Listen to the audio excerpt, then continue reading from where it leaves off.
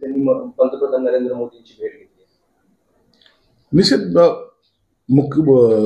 एकनाथ शिंदे साहेब दिल्लीला गेले असतील, त्यांचं काही कारण असतील, त्याबद्दल मला काही कल्पना नाही. परंतु निश्चित महत्वाचं काही बोलणी त्यांना बोलवलं असेल किंवा युती संदर्भामध्ये काही जे काही असेल, निर्णय घ्यायचे असेल, त्या संदर्भामध्ये त्यांना बोलवलं कदाचित असावं.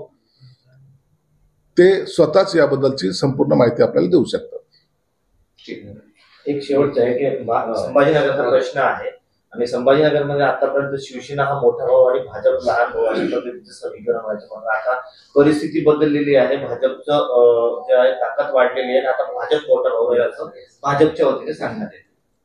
भाजपची ताकद वाढलेली म्हणजे मला कळलं नाही.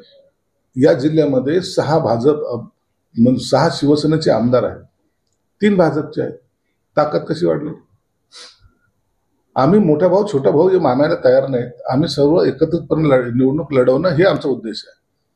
मग आम्ही जर असं म्हणलो की आमचे 6 आमदार आहेत, तुमचे 3 आमदार आहेत, असं नसतं होतं.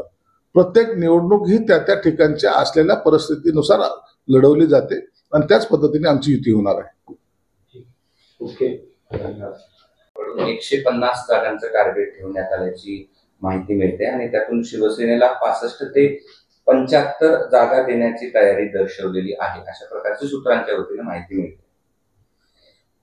मुंबई महानगरपालिकेमध्ये निवडणूक लढवताना जी युतीची बोलणी व्हायची ती आणखी अद्याप झालेली नाही. या संदर्भामध्ये मुख्यमंत्री आणि उपमुख्यमंत्री हे दोघंच बसून त्यावर निर्णय घेणार आहेत. म्हणून ह्या ज्या काही बातम्या आहेत, ह्या बातम्या फक्त चालत आहेत. आणखीन जेव्हा त्यांची बैठक होईल त्या टायमाला हे सूत्र ठरणार आहे. तरी प्रत्येक पक्षाने आपापल्या पद्धतीने महानगरपालिकेमध्ये जागा जास्त कशा येतील या पद्धतीने तयारी केलेली आणि मला वाटतं ते गैर नाहीये. म्हणून आत्ताच्या घडीला याच्यावर भाष्य करणं योग्य नाही. 65 ते 75 जागाबद्दल तुमचं काय मत आहे? शिवसेनेला आणखी बोलणीच झालेली नाही, त्याच्यावर आता चर्चा करण्यात काय अर्थ नाहीये. याचा सर्वस्वी निर्णय हे एकनाथ शिंदे साहेब घेणार आहेत आणि जेव्हा हे बोलणी होईल त्या टायमाला ते स्पष्ट चित्र होईल. रवींद्र धंगेकर जे आहेत ते मोहळांवरती त्यांचे आरोप सुरूच आहेत आणि निवडणूक पत्राची कॉपी पोस्ट करत हल्लाबोल केला की मुरलीधर मोहोळांवर जो गुन्हा दाखल झालेला आहे, अॅट्रॉसिटीचा आणि गंभीर गुन्हे असल्याचा दावा पण त्यांनी केलेला आहे. या सगळ्या प्रकरणात तुम्ही काही दंगेकरांशी काय बोलणं झालंय का किंवा या अनुषंगाने तुम्ही काय सांगाल? नाही, दंगेकरांचा 3-4 दिवसापूर्वी मला फोन आला होता. त्यांनी त्यांची भूमिका काही स्पष्ट केलेली आहे. जैन मुनीची असलेली जागेच्या संदर्भात जे काही घोटाळे झाल्याचे त्यांच्या निदर्शनास आलेले त्याचे पुरावे त्यांनी दाखवलेले आणि 1-2 दिवसात ते मला भेटायला सुद्धा येणार आहे. म्हणून त्यांनी त्या पद्धतीने केलेले आरोप हे मुरलीधर मंत्री महोदयावर आहे आणि त्याच्याबद्दलची सहनिशा करण्याचं काम हे मुख्यमंत्री आणि उपमुख्यमंत्री करतायत आणि उपमुख्यमंत्री एकनाथ शिंदे साहेब सुद्धा दंगेकरांशी सुद्धा बोललेले आहेत. म्हणून यावर आता आम्ही वाद घालत नाही. तिथलं स्थानिक राजकारणामध्ये नेमकं काय घडलंय याची सगळी माहिती मुख्यमंत्री आणि उपमुख्यमंत्री घेत आहेत. या सगळ्या प्रकरणात दंगेकरांशी पक्षपातीशी आपण सोबत आहे. दंगेकरांनी पक्षाच्या विरोधात काहीच केलेलं नाहीये. त्यांनी भाजपवर कुठेही हे केलेलं नाही, टीका केलेली नाही. मुरलीधर मोहोळच्या विरोधातच फक्त बोललेलं आहे. म्हणून भाजप विरुद्ध सेना असं काही चित्र तिथं नाहीये. तेथील असलेल्या राजकारणाच्या अनुषंगाने झालेले ते काही वक्तव्य आहे त्याची दखल पक्षाने घेतलेली आहे. पुन्हा एकदा तुमच्यावर रोहित पवारांनी आरोप केलेला आहे ती वन विभागाची कागदपत्र आणि त्यामध्ये यशवंत बिलवरकर यांनी करोडो रुपयांची सिडकोची जमीन हडप केल्याचा आरोप केला. याचे मास्टर माइंड आपण आहात, त्यामुळे आपल्या राजीनाम्याची मागणी. याला धरूनच वन विभागाने पत्र दिलं आहे, त्यात गुन्हा दाखल करण्याची वन विभागाची मागणी आहे. म्हणजे यातून असं स्पष्ट होतं की घोटाळा झालाय असं रोहित पवारांचं म्हणणं. ह्या सर्व जे काही बाबी आहेत त्यांनी त्या सिडकोच्या अधिकाऱ्याकडे दिल्या पाहिजे किंवा मुख्यमंत्र्याकडे द्या.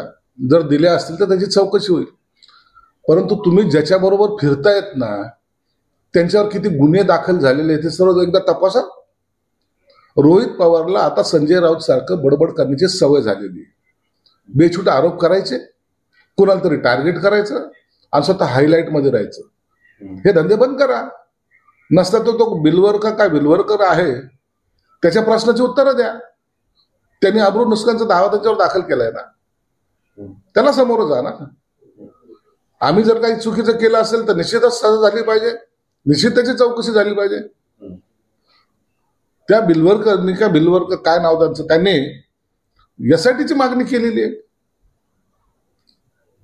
ज्याची जमीन तुम्ही खातायत आणि ज्यांच्या मार्फत तुम्ही हे सगळे दलाली करतायत त्यांचं काय, त्यांच्यावर किती गुन्हे आहेत, त्यांचे कुणाकुणाबरोबर फोटो आहेत, याची सुद्धा चौकशी झाली पाहिजे ना. परंतु आता आपल्यावर आरोप पुन्हा व्हायला लागलेले आहेत. या भीतीपोटी त्यांनी केलेले हे वक्तव्य आहे आणि यांच्याकडे काही कागदपत्र नाहीत. कोणतंही सरकार असेल असे डोळे झाकून कोणतेही म्हणजे जमीन संपादित करत नाहीत. त्या सगळी माहिती हे MIDC कडे आहे, सिडकोकडे आहे. त्या सिडकोने त्याच्यावर जे काही असेल त्याच्यात स्पष्टीकरण दिलेलं आहे. साताराच्या त्या महिला डॉक्टर सगळ्यांनी मदत केलेली आहे. आता सगळ्याची नावं घेणं योग्य नाहीये, परंतु माणूस जिंकल्यानंतर आपल्याला कुणाच्या वक्तव्यामुळे काय काय फायदा झाला याची आपण दखल घेतली पाहिजे. काही लोक पडल्यानंतर टीका करतात, मी जिंकल्यानंतर त्यांचे आभार मानतो. हा त्यांच्यातला आणि माझ्यातला फरक आहे. कसा वाटा होता, म्हणजे ते त्यांचा वाटा होता असं आता झालंय निवडणुका. अहो, खैरेचं नामबादाचं भांडण हे काय आम्हाला पत्थर पडलं नाही का? पडलं ना. डायरेक्ट नाही तर पण इनडायरेक्टली त्याचा फायदा झालाच ना. एकाने एकाची सुपारी घेतली होती, दुसऱ्याने दुसऱ्याची सुपारी घेतली होती. आणि ह्या सुपारीबाजाच्या चक्करमध्ये लोकांनी त्यांना नाकारलं आणि त्याचा फायदा निश्चित मला झाला. म्हणजे निवडणुकीमध्ये फायदाच झाला मला. म्हणून या दोघांनी असं भांडत राहिलं तर आमचा फायदा होतो एवढं मात्र निश्चित आहे. महानगरपालिकेत खैरे तुम्हाला मदत करणार आहेत का? महानगरपालिकेमध्ये काय होणार आहे? आज त्यांची अवस्था अशी की त्याच्याकडे उमेदवार नाहीत. आता हे एकमेकावर आरोप प्रत्यारोप करून पराभवाचे कारण सांगायची तयारी करतायत. आम्ही निवडणुकीची तयारी करतोय, हे पराभवाची तयारी करतायत. म्हणून येणारी महानगरपालिका आम्ही बहुमतात जिंकतोय. सगळ्यांनी मदत केलेली आहे. आता सगळ्याची नावं घेणं योग्य नाहीये, परंतु माणूस जिंकल्यानंतर आपल्याला कुणाच्या वक्तव्यामुळे काय काय फायदा झाला याची आपण दखल घेतली पाहिजे. काही लोक पडल्यानंतर टीका करतात, मी जिंकल्यानंतर त्यांचे आभार मानतो. हा त्यांच्यातला आणि माझ्यातला फरक आहे. कसा वाटा होता, म्हणजे ते त्यांचा वाटा होता असं आता झालंय निवडणुका. अहो, खैरेचं नामबादाचं भांडण हे काय आम्हाला पत्थर पडलं नाही का? पडलं ना. डायरेक्ट नाही तर पण इनडायरेक्टली त्याचा फायदा झालाच ना. एकाने एकाची सुपारी घेतली होती, दुसऱ्याने दुसऱ्याची सुपारी घेतली होती. आणि ह्या सुपारीबाजाच्या चक्करमध्ये लोकांनी त्यांना नाकारलं आणि त्याचा फायदा निश्चित मला झाला. म्हणजे निवडणुकीमध्ये फायदाच झाला मला. म्हणून या दोघांनी असं भांडत राहिलं तर आमचा फायदा होतो एवढं मात्र निश्चित आहे. महानगरपालिकेत खैरे तुम्हाला मदत करणार आहेत का? महानगरपालिकेमध्ये काय होणार आहे? आज त्यांची अवस्था अशी की त्याच्याकडे उमेदवार नाहीत. आता हे एकमेकावर आरोप प्रत्यारोप करून पराभवाचे कारण सांगायची तयारी करतायत. आम्ही निवडणुकीची तयारी करतोय, हे पराभवाची तयारी करतायत. म्हणून येणारी महानगरपालिका आम्ही बहुमतात जिंकतोय. अवैध रूप से बांग्लादेशी जो है उन्हें ब्लैकलिस्ट किया जाए.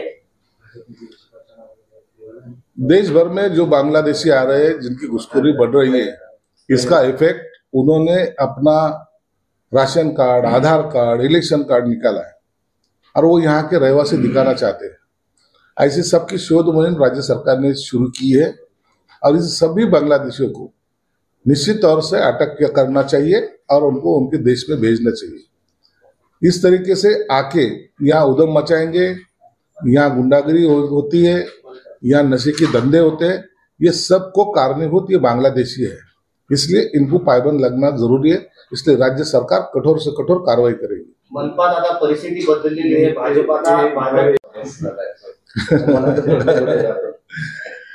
राजकारणामध्ये माणसाने जोपर्यंत आपले हातपाय चालतात तोपर्यंत काम करावं, चांगलं काम करावं. आणि प्रत्येक वेळेला आपण हे अमृत पिऊन आलेलो आहे, मीच कायम तिथे राहील असं काही नसतं. म्हणून कधी थांबायचं हे माणसाने ठरवलं पाहिजे. म्हणून कालच्या भाषणाच्या योगायोगात मी असं बोललो की आता बस झालं. 4 टर्म मी आता आमदारकी राहिलेलो आहे, 10 वर्ष नगरसेवक राहिलेलो.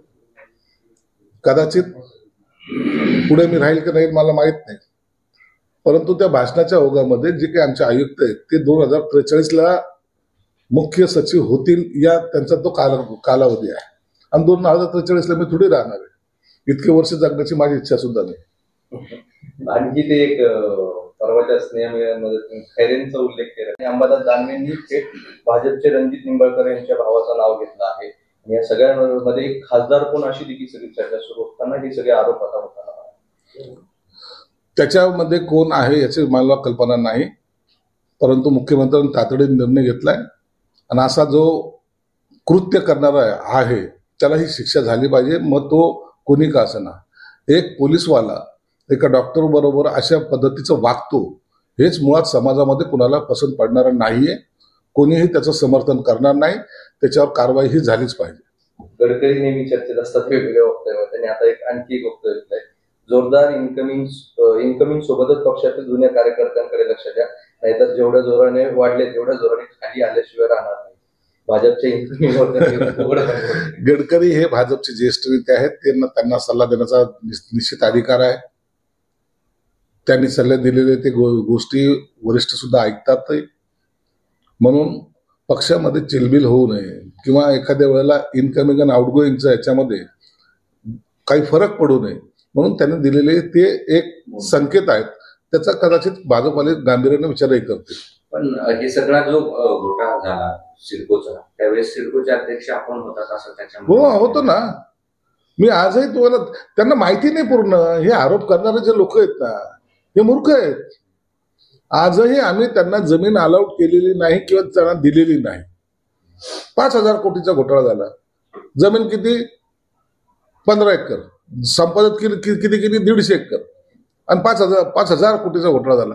बेछूट आरोप करून त्या माणसाला कसं तरी ब्लॅकमेल करायचं, त्याची जमीन ह्यांना बळकवायची. हे जे काही उद्योग यांनी केलेले होते ह्या उद्योगामध्ये हे स्वतःच फसलेले आहेत. म्हणून त्या भिवलकरने सगळं स्पष्टीकरण कागदपत्रासहित त्या सिडकोकडे दिलेलं आहे आणि सरकारकडे दिलेलं आहे. ते आज दिव्य मराठीला बातमी दिली. मी काल मनपाच्या कार्यक्रमात बोलले की राजकारण जिल्ह्यामध्ये सुस्तीच्या घटना ज्या आहेत वाढ चाललेल्या आहे. काही शिक्षक संघ मुली संघ नैसर्गिक अत्याचार करताना दिसत आहे. तसंच अजिंठ्याची एक घटना आहे. कॉलेजमध्ये एक मुलगी 12वीची तिच्यासोबत सुद्धा अशी घटना झालेली आहे. अशा शिक्षकांवर काय कारवाई करायला पाहिजे? अत्यंत कडक कारवाई केली पाहिजे. खरं तर यांना चौकात आणून फटके मारले पाहिजे आणि लोकांसमोर यांचा चेहरा दाखवला पाहिजे की हे ते नराधम आहेत. लाज वाटत नाही? ज्यांच्या हाती पालक आपली मुलगी सोबतात आणि गुरुजन म्हणून ज्यांच्याकडे पाहतात ते लोक असे चाळे करतात. याला शब्दामध्ये व्यक्त करता होता येणार नाही. तर यांना कडक शिक्षा आणि ती भरचौकात दिली पाहिजे असं माझं वैयक्तिक मत आहे. आणि हेच सर्व समाजाला सुद्धा वाटतं. मुली सुरक्षित नाहीत. कसली मस्ती आली यांना, कसली जवानी फुटली यांना. लिंग पिसाटे हे लोक जे आहेत ना ज्यांना दयामाया दाखवता कामा नये आणि कोण त्याला सपोर्ट करत असेल तर त्यांच्यावरही कारवाई झाली पाहिजे. शाळेवर काय कारवाई? शाळेला तुम्ही आता आम्ही सांगितलंय, सीपीला सांगितलंय ते शाळे बंद झाली पाहिजे. तसा अहवाल सीपी स्वतः पाठवत आहेत.